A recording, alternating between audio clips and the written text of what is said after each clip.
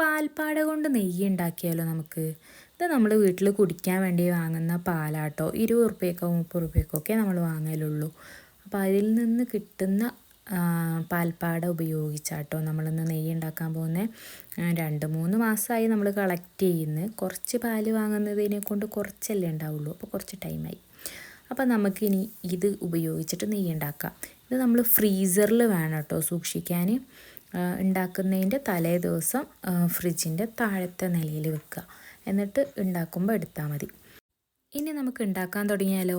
ഞാൻ അത് ഉണ്ടാക്കുന്നതിന് മുമ്പ് യൂട്യൂബൊക്കെ ഒന്ന് പരതി കേട്ടോ, എങ്ങനെയാണ് ഉണ്ടാക്കേണ്ടതെന്ന്. ഇതിന് മുമ്പ് പ്രാവശ്യം ഞാൻ ഉണ്ടാക്കിയിട്ട് അത് ഫ്ലോപ്പായി പോയി. അപ്പോൾ ഞാൻ പ്രാവശ്യം നല്ലോണം നോക്കിയിട്ട് ഉണ്ടാക്കാമെന്ന് വിചാരിച്ച്.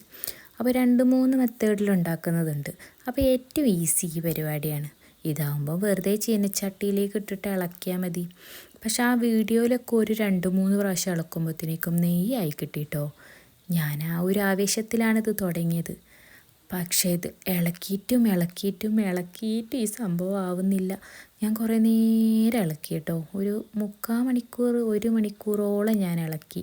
ഇതൊരുമാതിരി ചെയ്ത്തായിപ്പോയി. എന്തായാലും തുടങ്ങിയതല്ലേ, ഇനിയിപ്പോൾ തീർക്കാണ്ട് വേറെ വഴിയില്ലല്ലോ എന്ന് വിചാരിച്ച് നിന്ന് ഇളക്കി.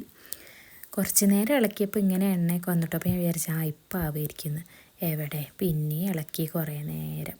യൂട്യൂബിൽ ഇതൊന്നും ആരും പറയുന്നില്ല കേട്ടോ ഈ ഇളക്കുന്നതിനെ കുറിച്ച്.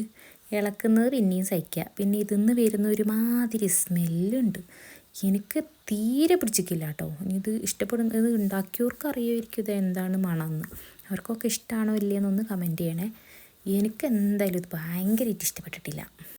അങ്ങനെ കുറച്ചീച്ച എണ്ണ തെളിയാൻ തുടങ്ങി. അപ്പോഴാണ് എനിക്കൊരു ആശ്വാസമായത്. പിന്നെയും കുറച്ച് നേരം തിളച്ചു ഇളക്കി. പിന്നെ ഞാനത് വേഗമാകാൻ വേണ്ടിയിട്ട് തീ കുറച്ചൊന്ന് കൂട്ടി വെച്ചിട്ടോ. അപ്പോൾ അതെല്ലാം കൂടെ എൻ്റെ മേത്തേക്ക് തെറിക്കുക. പിന്നെ ഞാൻ കുറച്ച് വെച്ച് കുറേ നേരം ഇളക്കി. അങ്ങനെ ഇതൊരു ഇളക്കലിൻ്റെ കഥയാണ് കേട്ടോ. ഇത്രയൊന്നും കഷ്ടപ്പെട്ടിട്ട് നെയ്യ് ഉണ്ടാക്കേണ്ട ഒരാവശ്യമില്ല. ഒരു 200 റുപ്യ 300 റുപ്യ ഉണ്ടെങ്കിൽ നമുക്ക് കടയിൽ നിന്ന് വാങ്ങുന്നതാണ് ഇതിനെക്കാട്ടി ഈസി. ഇളക്കി എനിക്ക് വിശന്നപ്പോൾ ഞാൻ പിന്നെ കുറച്ച് കുറുക്കുണ്ടാക്കി മുത്താറി കൊണ്ട്.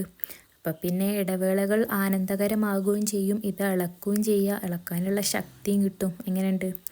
അപ്പോൾ അതും കുടിച്ചുകൊണ്ട് കുറച്ച് നേരം കൂടി ഇളക്കിയപ്പോൾ ഇതാ വരുന്ന സംഭവം. അൽഹംദുലില്ലാ, കണ്ടല്ലോ. അങ്ങനെ കുറേ നേരത്തെ കഷ്ടപ്പാടിനൊടുവിൽ നമുക്ക് സംഭവം കിട്ടിയിരിക്കുന്നു. എത്രയാണ് കിട്ടിയതെന്ന് കാണണ്ടേ.